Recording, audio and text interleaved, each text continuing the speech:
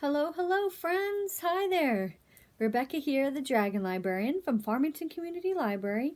And Elwing and I are here today to talk to you about a couple books that we've recently read that we absolutely loved, and we think that you might love them as well, so we wanted to talk about them.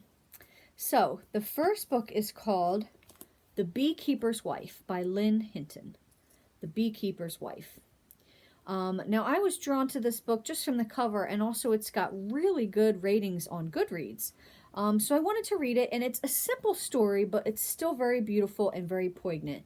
And it's about a woman named Emma who is just basically not very happy, right? So her relationship with her husband, Nathan, is not so great. She can't stand her job. She's got this consultant job that she's not really crazy about. She doesn't really have any friends. And so she's just having a really hard time. So it's basically a story, and it's not very long, as you can see. I think it's maybe just about, it's not even 300 pages. It's like 270 pages. But it's basically a story of her finding herself and her coming to terms with her life and learning how to be happy.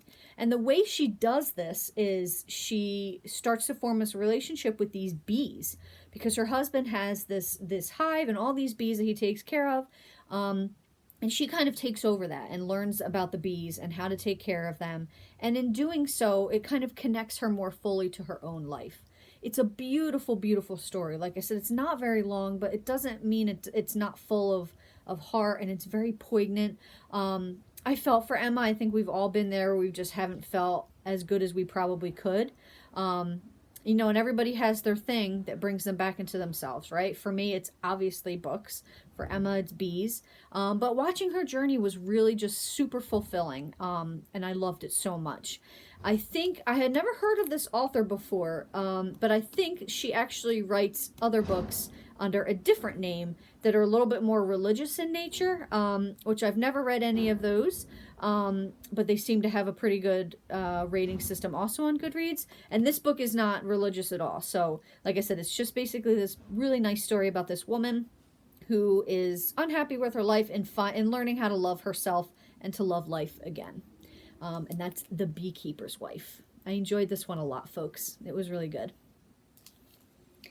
The next one is a little bit of a quirky story called The Love Proof by Madeleine Henry. The Love Proof. Now, you guys know how I feel about covers, and I definitely had to pick this one up and take a closer look at it because of this cover. I love the brightness of it, this clock here in the center. Now, this is sort of another one of those books that has a little bit of magical realism to it. Kind of reminds me of Alice Hoffman. Also reminded me a lot of like The Midnight Library, which is a really great book. It has just a touch of the fantastic in it. So this is a story about Sophie and this boy that she is in love with named Jake. They're both in school for physics, at college for physics, at Harvard. I believe it's Harvard. No, I'm sorry, Yale. I always get those mixed up. So they're at Yale studying physics, and they fall deeply, deeply, deeply in love.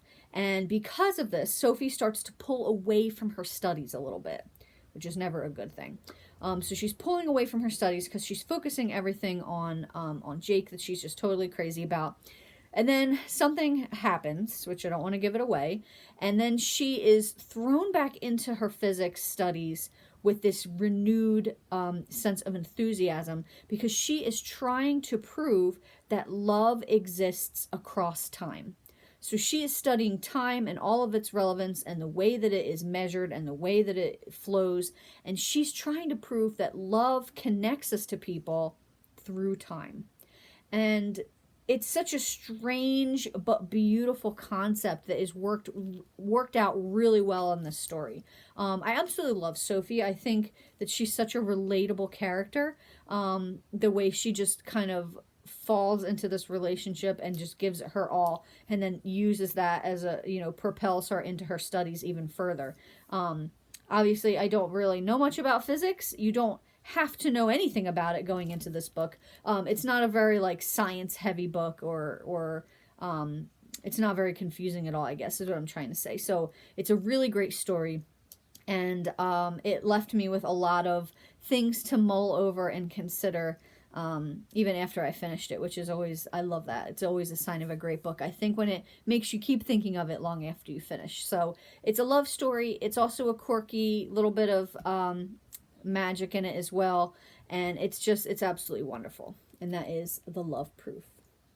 So those are what we have for you guys today. I hope they sound really interesting and fun. If so, please feel free to check them out from the Farmington Community Library. They are available through curbside service or also through our, you can pick them up in the building if you want to come in and visit us. Thanks so much, friends, and have a wonderful rest of the day.